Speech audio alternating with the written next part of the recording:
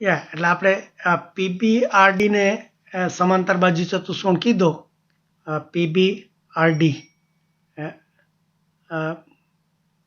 પીબીઆરડી તો જો એમાં પીએસ અને ક્યુઆર છે, એ પીએસ અને ક્યુઆર એ ચતુષ્કોણની ઉપરની જ લાઈનો છે.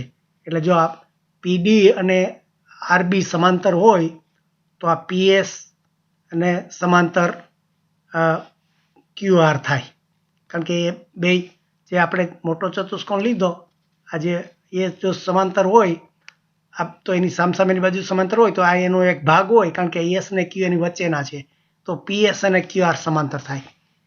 એવી રીતે આપણે આ ચતુષ્કોણ એપીસીઆર, આ જે એપીસીઆર છે એને જો આપણે એપીસીઆર છે એને સમાંતર બાજુ ચતુષ્કોણ સાબિત કર્યો હોય તો આ એસ ને ક્યુ જો વચ્ચેના હોય તો આ એના જે વચ્ચેના જે ટુકડા છે એસ આર અને પી ક્યુ એ પણ સમાંતર થાય. એટલે જો આ રીતે આપણે આ લાઈનો સમાંતર સાબિત કરી, આ લાઈનો સમાંતર, એટલે સામસામેની બંને જોડી આપણે